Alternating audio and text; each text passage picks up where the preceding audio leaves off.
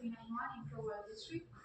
We've just finished a module on the 17th century, and before we begin the next module, I wanted to quickly just reflect on what that story tells us, right, about what we've been trying to do all of this semester, which is trying to understand the rise of the West, but not through the lens of Eurocentrism, but through an alternative lens which looks at global developments across the world and then connects them, right?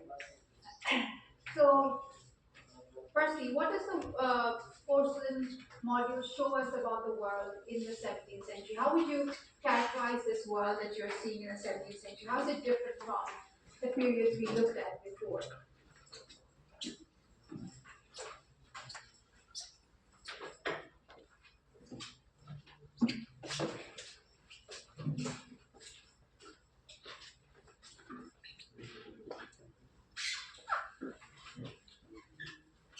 If 16th century is like the time of the first contact, like how would you characterize the 17th century? Is it when you see values changing in society?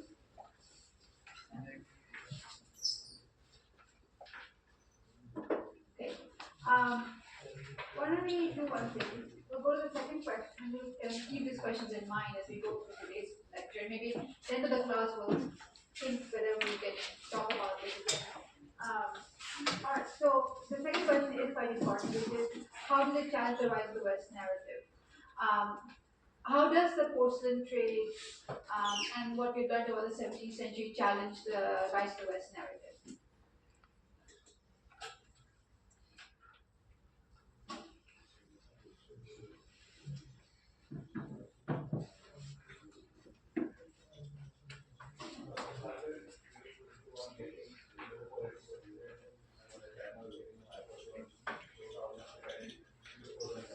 Yeah, very interesting. I think it's quite interesting how we kind of Rise of the West kind of assumes that the engine of all of these transformations is in Europe.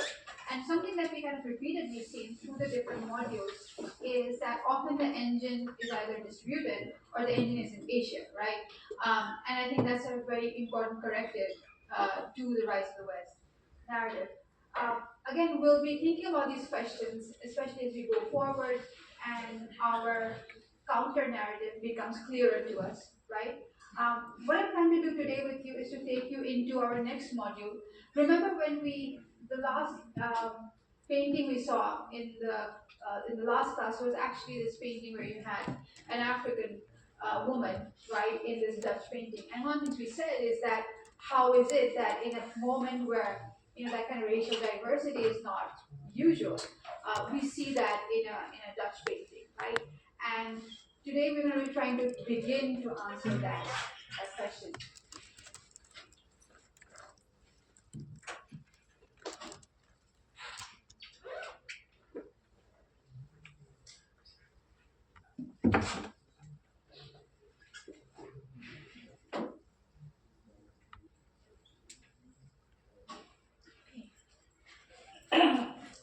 So what we're going to be doing this week is talk about the transatlantic slave trade. Now, it's a very interesting thing that how many of you read about the transatlantic slave trade in high school or in another place? It's very interesting actually, like if you think about how textbooks are written, that this is the largest forced movement of people in history, right? Incredibly transformative, right? Changes the entire racial makeup of the Americas, changes Africa, in a very significant way, and yet this is one of those silences in history where we rarely talk about it, right? And I think one of the kind of things is, of course, that as a historian, right, our job is often to be looking at what's not being said, what's not being represented, right? And the transatlantic slave trade is one such really important part of history. In fact, it shapes everything that comes after it. And so leaving it out of an understanding of world history is kind of like, looking at a picture with the main piece missing. So this is actually These arrows here show the movement of captives, right? Um, from Africa into the Americas. There's also a little bit of movement up to Europe. Um, the thickness of these bands are suggestive of the proportion of captives that moved across each of these routes, right? I want you to look at this map for a second, right? And draw for yourself some conclusions about what this map tells us about where captives were being moved from, where they were being moved to, where the most numbers are going, right? So I want you to be able to, we've been talking about reading text and also reading visual text. I want you to be able to read this map and think about what it tells you. So take a couple of minutes, look at this map, and then we'll start.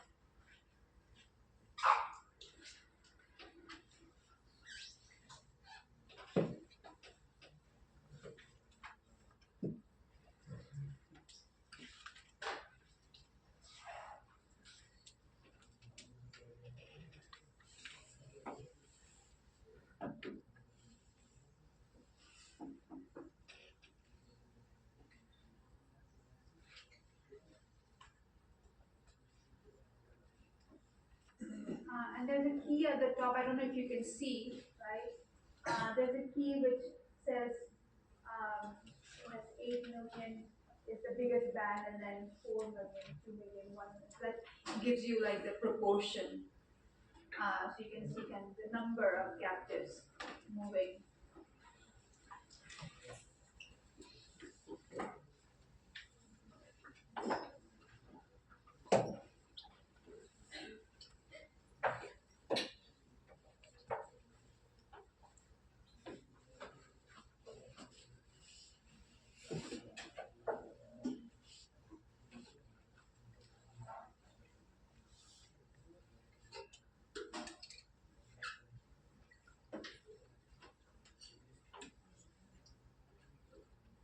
Okay, so what do you see?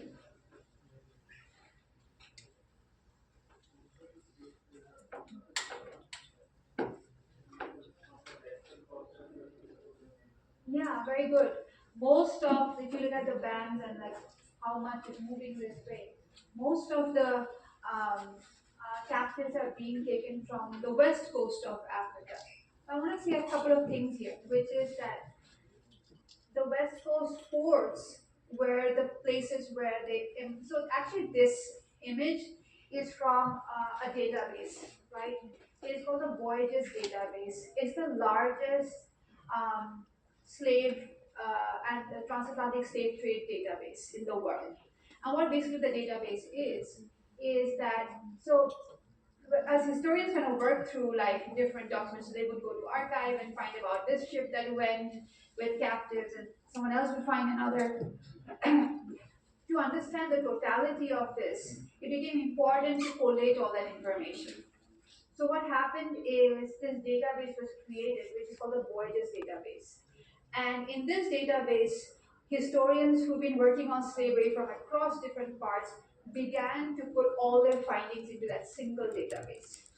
With the result that today, Voyages is the most comprehensive database of the slave trade, right? We'll actually work with Voyages database in this module. And Voyages database, the way it works is it looks at the port of embarkation and the port of disembarkation, right?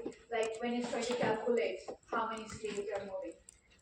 This does not mean that they're only slaves from the West Coast. There are sometimes, in many cases, there are slaves from the interior, right, who are moving, who are being moved to the port and then taken on these ships. So although it is coming from the West, it doesn't necessarily mean that slaves in the interior or slaves in other parts are kind of, exempt from this trade. It just means that the most amount of slave trade was happening through these ports, right? But that's a very good observation that it's this kind of movement. Actually, it's quite interesting. Like you have some movement here and here as well. right? A bit in the East Coast as well. Um, and this is kind of interesting. I don't know if you have any ever guess on why that happens.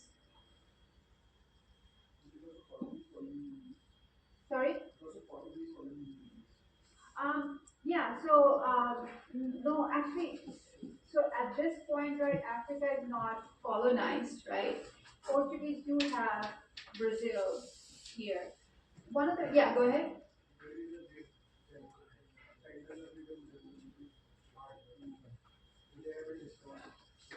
Okay, so the terrain and other things are also very important. One thing which probably you will know because it's something we haven't talked about is the slave trade is something that intensifies over the years, right?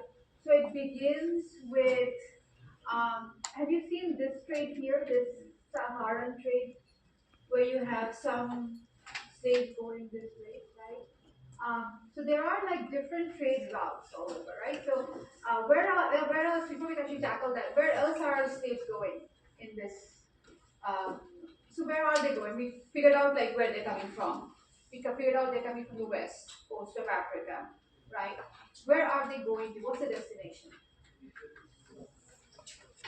Yeah, so majorly South America, Brazil is a huge part, Cuba, this whole like Caribbean part, right? Some are going into Veracruz, into Mexico. Um, there's some going to the US, right? And there's a very thin line going back to Europe.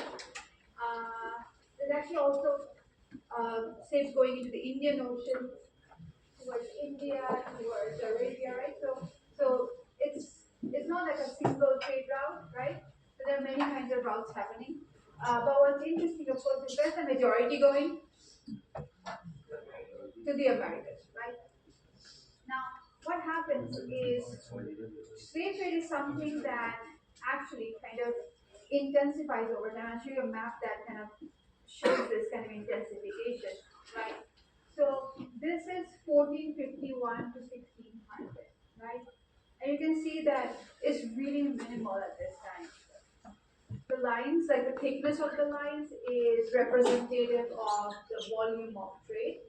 So you can actually see that it's really like very few that are going, right? But equal numbers going to Europe as coming towards the Americas. By the 17th century, right, this band is getting thicker, right? You now see that going to Europe is, getting less. Like here, there are two, three lines that are going to one line going to Europe. Majority are going into the Caribbean and into Brazil. This band is also thickening. Then you have the 18th century, which is the peak of the slave trade. And you can see this band has like tripled or quadrupled, right? Like it's really intense at this point. Um, but the destinations are very much like the same ones. The Caribbean, Brazil, and now of course also the United States, right? And now we actually find that almost nobody is going back to Europe at this point, right? So the Dutch painting we saw, where we saw the slave woman in that painting, probably it is a 1600s painting. That's probably when a few were going into Europe. By the 18th century, this is very much a trade that is focused on the Americas, right? And by the 19th century, so slave trade ends in the 19th century, but there are some places that still continue having slave trade, somewhat here, but it decreases after that, right? Now,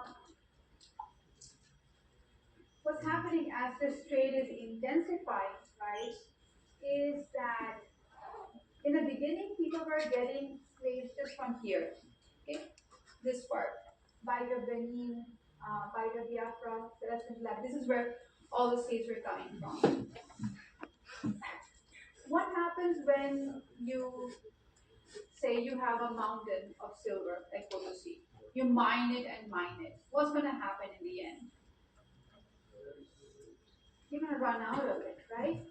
That's what basically starts happening, which is that as more and more captives are brought in, just less and less that you can tap more, because you've just exhausted most of these communities. That's when they start moving into the East Coast to get more, right? It's actually a symptom of the exploitation and sort of the intensification of the volume of this trade that causes that to happen, right? Um, there is some significant movement here as well, but because the most of the slaves are moving here, that's where we'll be kind of focusing on in this module.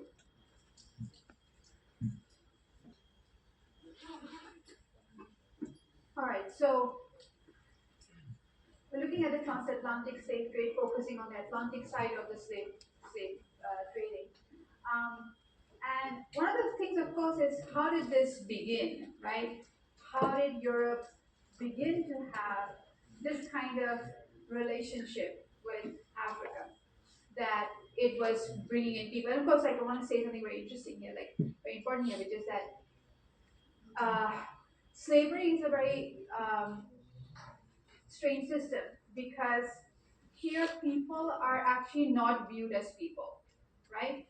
They're actually viewed in the same way, right? You would view any other product, as things to barter and sell. And if you see this, like this kind of objectification of human beings in the ways that the slave trade operated, right? So it's also something that's interesting, is that how did this kind of very, very inhuman system, right? How did it actually take root? So um, one of the things we know is that the slavery, especially in the Americas, is really tied to the plantation system, right? So plantation is a kind of agriculture where it's really you're producing crops for export, right? And what you basically do is that it's huge farms, right? Very large farms, but it's kind of like factory farms in the sense that you're saying you're growing sugar, right?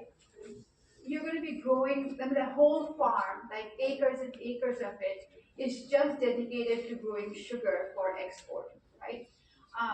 And this kind of plantation system, right, is something that the Europeans first encountered when we talk about the Crusades, right, where Europeans fought against a lot of Islamic powers and kind of tried to promote Christianity, right? So these kind of plantation systems, especially sugar plantations, is something that begins to emerge after the Crusaders bring back this from the Middle East. What also happens is, as Europe begins to kind of, so if you look at the map here, so as Europe begins to map the African coastline, what also happens is they start setting up small plantations in islands around here and here. So one of these islands called the Azores Islands, and that's where you first have the instance of a sugar plantation getting made, right? So some of that is actually related to early explorations, crusades, right? And that's kind of where it begins. But that early experimentation is something that gets mirrored in later plantations. So one of the things that they realize is that for a plantation to work, you need huge amounts of labor, right? But there's a reason for this. So sugar, for instance, and of course there's also tobacco and cotton and other things, but sugar, just to give you one instance, is a kind of crop that needs to be processed very quickly, right? So you cut the sugar cane, then you extract the juice out of the sugar cane, then you boil that and create the crystals. But all of this, like, it's not possible, right? To do this piecemeal, right? So you can't just like say I'm going to just chop sugarcane one day and then let it go for a week and then process it. It's going to go back, right? So you actually need a workforce that's going to stay there the whole day and things. Now imagine this: they are making plantations not in Europe, right? Not in places that already have agricultural, populations. They're doing it in islands in the Caribbean, where people, yeah, they had farms, right? But they had small scale farms. They never had like industrial scale farms. So those are kind of things that Europeans bring in. And in those industrial farms, they need people to be there year around, right? And all day around. You basically need labor that can work for you morning to night all year, right? Um, they need huge amounts of capital to invest in it. And this is actually for the mass market, right? This sugar that was getting made is not for consumption in Caribbean. That's another important part about this. Here is the first time, right? But we actually kind of got a sense of this from the porcelain chapter also, how trade is becoming quite aligned to an export model, right? We saw how the Chinese were exporting porcelain. But this kind of logic of exporting an export-oriented economy is something that you really see in the 18th century, where most of these crops are made not for local consumption, but for sending across the oceans and trading. So you need a market as well. But they presented a lot of problems. Firstly, these plantations were very harsh and difficult to work in, right?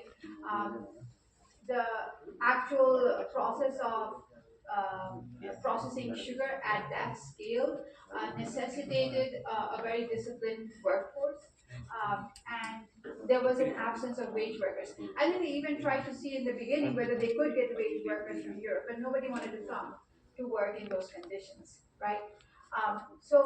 And the other interesting thing, of course, is that we've talked about this, which is that after the coming of Europeans, the Americas gets kind of depopulated as well, right, because of diseases and things. And they don't really find indigenous people who they can use in a mass scale to run these plantations. So slaves became the labor solution. But here's the other interesting bit about the Atlantic slavery. We often actually think that Europeans introduced slavery, right? We think when we see, especially a map like this one, right? Um, when we see this map, I mean, what's your initial like feeling that Europeans did this, right? They are the ones who did it. Well, they did to an extent, but they didn't do it in a vacuum, right?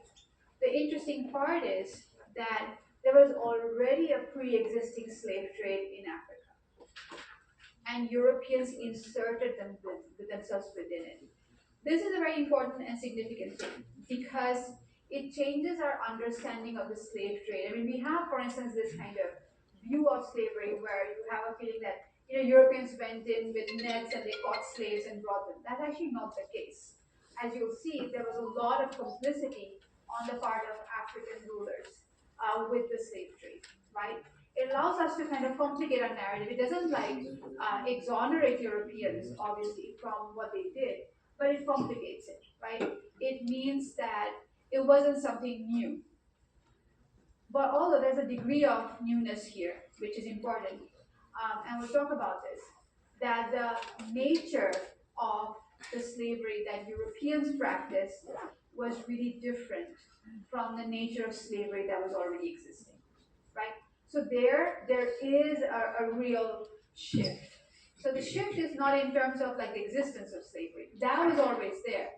The shift is in terms of the volume, right?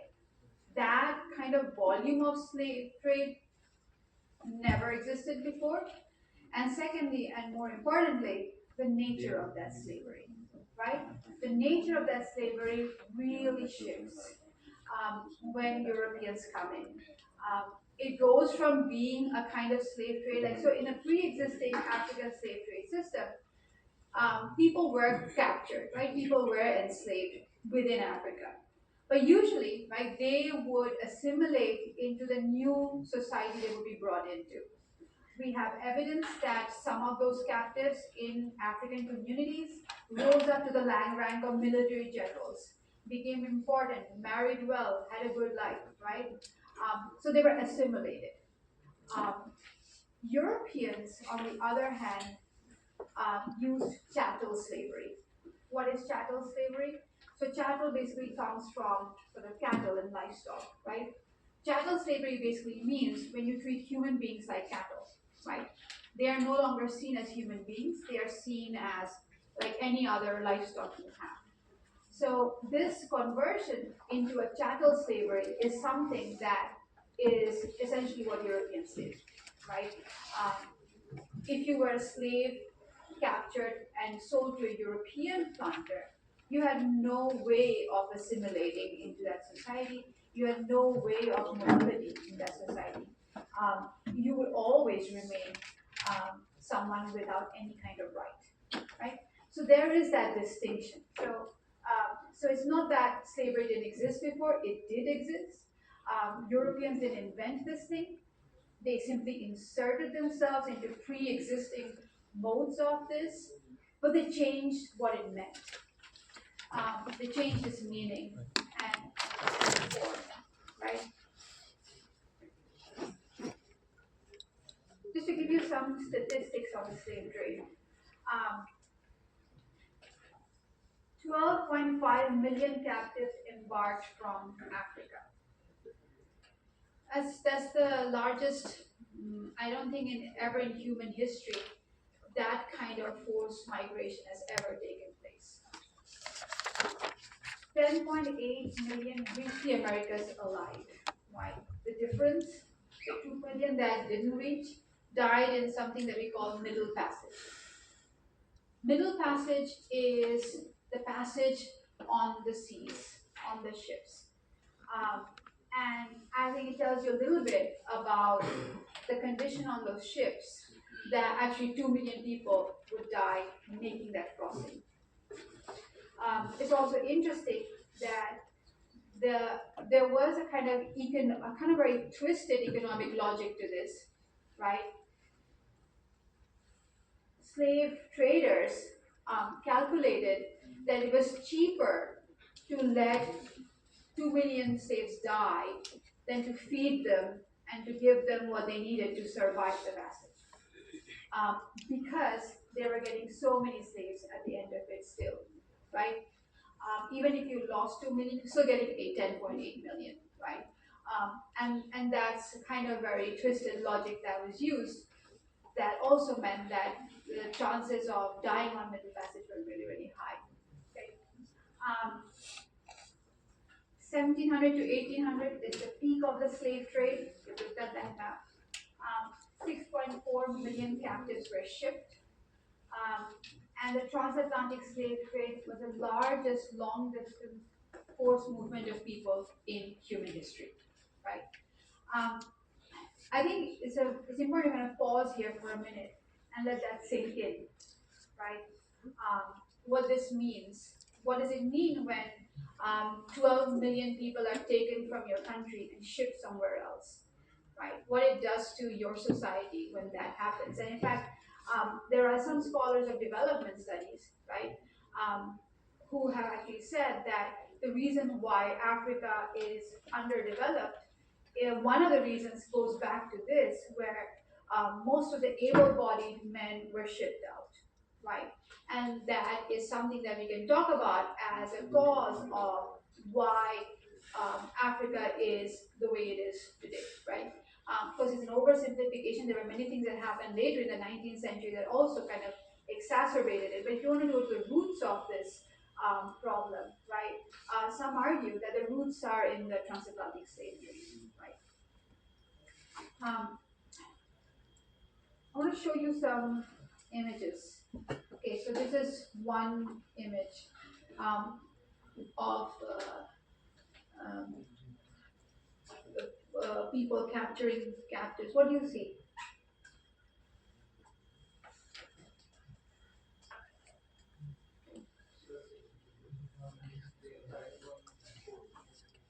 But who is firing? Is it Europeans?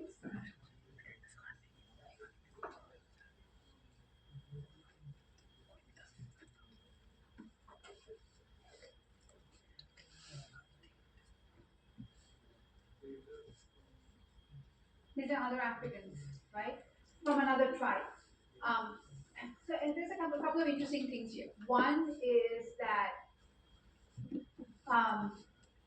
religion is something that also plays a part here. So there are some African communities at this point which are Muslim, right?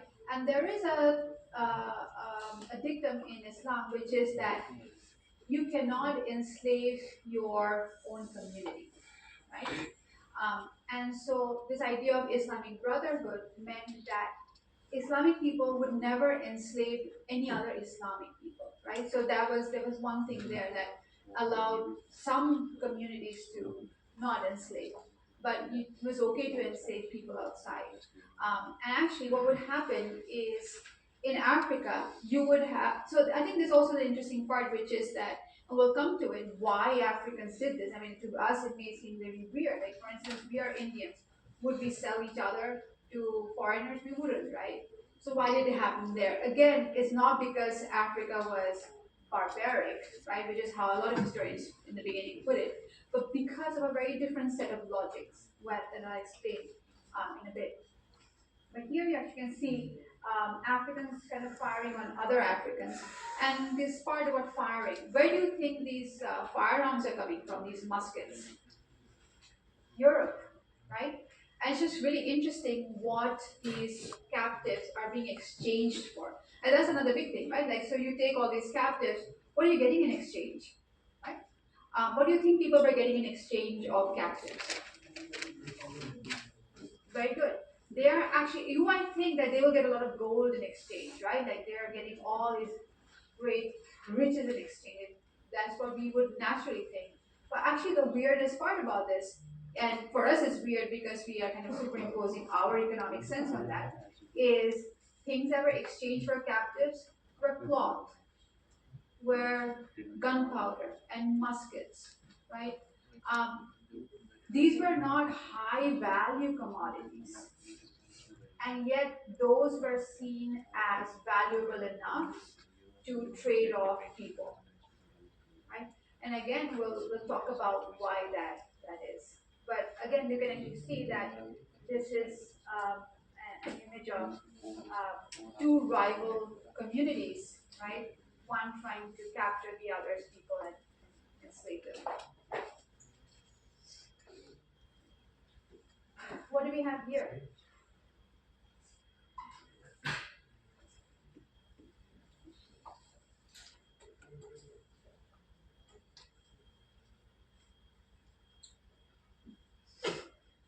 What is happening here, do you think?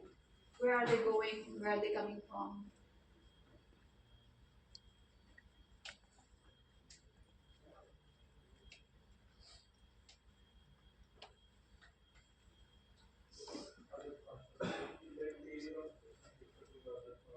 Very good. They're coming from the interior of Africa to where? Hmm? To the ports, right? It's basically taking them to the west coast where they will embark on ships. And actually, you can see that here are entire families being taken. You can see small children. And actually, a lot of what we know about the demographics of the captives comes to us from archaeologists. So they have found, based on slave ships, right? Marine archaeologists have found handcuffs that are really tiny, right? Which tell them that there were children on those ships. Um, right? So those are some of the ways in which we decipher these things about, because not all, I mean, most states did not leave narratives, although there were one or two narratives that became quite defining later on, but most of these states are not keeping any record, right? So it's really hard to know what happened on those ships. So sometimes we are deducing things from material remains, right? From the size of handcuffs or the way in which a ship was designed or what we know about those things, right? So that's how. And also, one of the really important sources for historians is the work done by abolitionists. So abolitionists were people both in the United States but also in Britain who were raising their voices against the slave trade, right? Particularly at the end of the 18th, early 19th century. And they did their own research. And a lot of what we know about these slave ships also comes from the kinds of things the abolitionists found and talked about, right? So this is again And also you can see something very interesting, like the people who are actually overseers, right? Are they Europeans? No, they are also Africans. Um, Again, this is a very interesting thing. Like, where do you think you actually see the European in all of this? As the port, exactly. Before that, there is no European in the picture, and there's a reason for this, right? The main reason for this is that Africa at this point is still extremely impenetrable, and there's a reason again for that. Um, One of the ways in which in the 19th century, right, Europeans penetrate Africa is because they discover medicines for things like malaria, things like yellow fever, right? Africa is a place which has a huge amount of diseases at this time. The Europeans don't have any kind of barrier against. So actually, that disease barrier keeps Europeans from really going in into Africa. What's also there is that Africa has different rivers that take you interior, but Europeans at this time don't have vessels, right, that can actually go on those rivers. Like, unless you can take a canoe and then move in, that's very difficult, right? So in fact, Europeans don't penetrate Africa at this point. They do that, right, in the 19th century though, right? But not at this point, not in the 18th century. The 18th century, you would find Europeans only in the port, right? Everything else, that entire process from capturing a slave to bringing him across Africa to the port is completely in the hands of Africans. There's not a single white man there, right? Um, and again, I think this is kind of complicates what we know about slavery. There's actually a very interesting movie called Roots, which is on African slave trade, and in it, can they kind of show that Europeans are going into the jungles and capturing black people? But that's not how it happened. Um, Europeans were not even there in those jungles. It is Africans themselves who are doing it. Okay. Now we come to the port. What do you see here?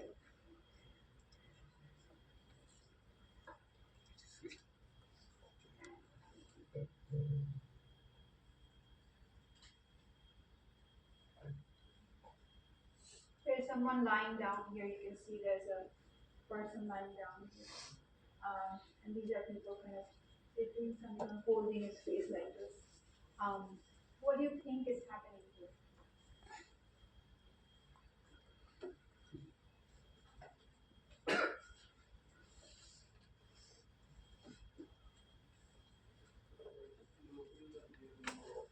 There are Europeans in this picture. This is a European.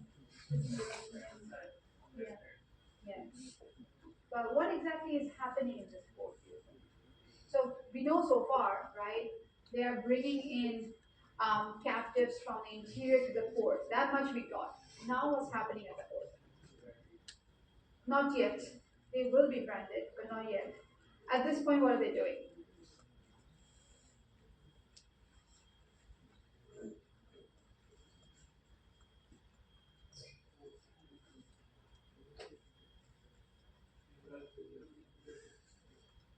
They are examining them. Remember what I said? At this point, these captives are seen exactly how you would see a commodity. If you go to the market to buy a commodity, right? Anything, you're gonna check it, right? To see if it is good and then buy it. That's exactly what's happening. And I think it kind of speaks to the level of dehumanization here that we can actually speak about those kinds of things you get in the market and captives and human beings in the same breath, right? Which is what is happening at this point here is they're checking his teeth, right? They're checking his mouth and seeing does he have any diseases? Are his teeth all right? Um, and this is what would happen on the port is every captive brought there would be examined very thoroughly to see if there was any defect in it, right? And only then would the merchants buy that person, right? And of course, that was not always the end of it. You also find that happening on the other side when they got to the Americas, but this is basically what's happening. What do you think this guy is doing?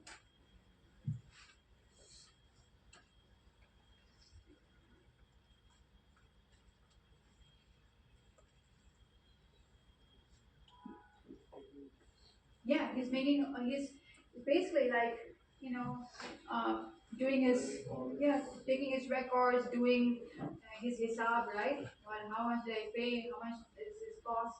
That's basically what's happening. And it's jarring, right? Because you could very well just replace this human being with a cattle, and you do the same thing, really, right? Um, and this is exactly what happened on the courts, which is that the slave would be examined, they would haggle over prices, right? These are the people, who are these people who are standing here, who are talking to the white man?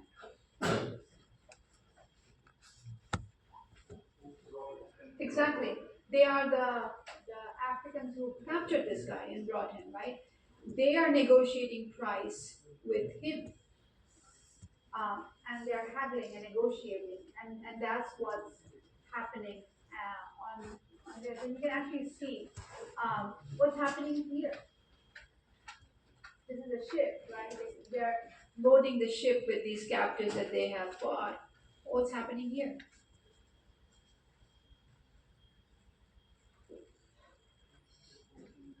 Exactly. They're flogging and forcing them to enter the ship, right? Um, and of course, um, this is this is kind of it's like a many step process. You might think this will stop here, but of course it doesn't. This is the ship. By the way, we have this image of the ship from an abolitionist pamphlet that was published in the early 1800s, which allows us to kind of have a glimpse of what those ships really looked like inside. What do you think these are? Exactly, slaves. Um, what does this tell you about what their life was like?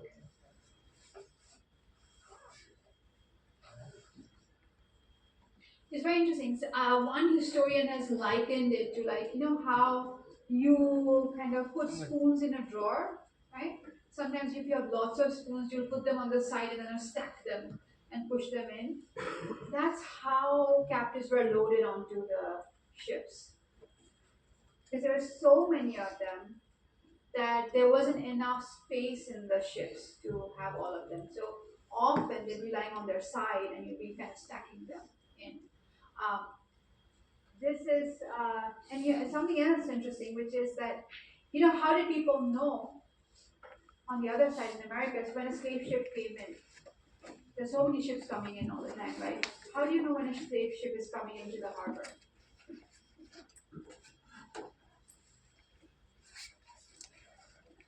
They knew them by the smell.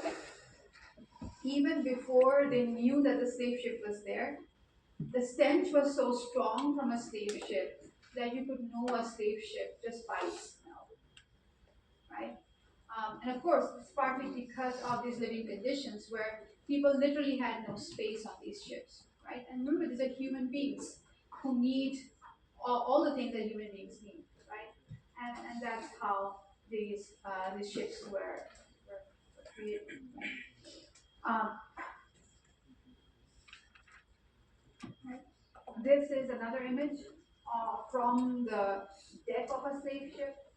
Um, what do you see here?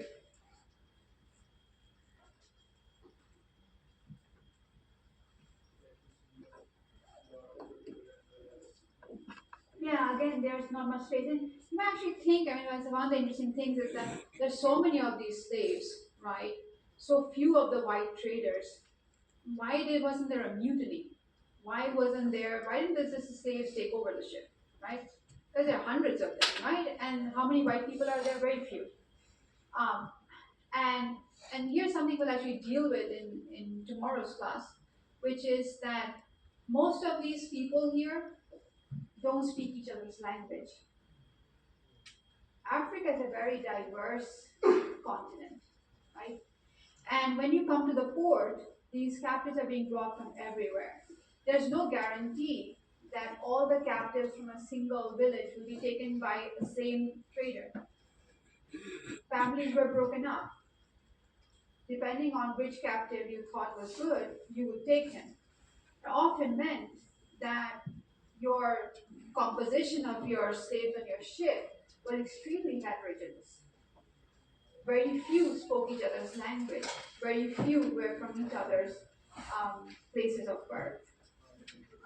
And that made it really, really difficult for them to even communicate with each other, right? And that's one of the ways in which this happened. It's also interesting. Here, the women are put on that side, and then here, of course, women had a much more different experience of slavery, right? Which was very abusive as well. And actually, marine archaeologists have found that many of these ships had a lot of netting on the side, right? Um, Especially where the slaves were kept, there was a lot of netting put around the ship. Can you think of why there was so much netting on the ships? Exactly. Slaves, even in the middle of the ocean, often felt that there was a kind of this idea they had that if they only jumped out, that even if they died, they would return back to their home back in Africa. And many of them wanted to jump off the ship. And the nets were created to prevent suicide, to prevent people from jumping over, right? There's also why, we have found, marine archaeologists have found, right, these devices that were used for keeping the mouths of slaves open because they were force fed.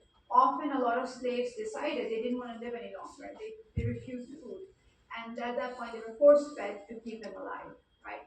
And I think that's part of kind of the horror of this entire Middle Passage, and kind of explains why the Middle Passage is where most people died, right? As they made that crossing. Okay, I'm going to continue with this in tomorrow's class, right? Where we kind of talk about what happened when they disembarked, but we'll also talk about some more things, which is a couple of questions we have left unanswered today, right? Why did Africans sell slaves? Why did Europeans buy them, right? And those are kinds of questions we'll tackle in tomorrow's class and try to understand the logic behind this, right? All right, any questions? No? Hopefully I'll have your midsems back to you by Friday, right? So I'll be checking them and getting them back to you by Friday, and if you have any questions then also you can ask. Tomorrow we're meeting at 12 where we'll continue this module, all right? See you then.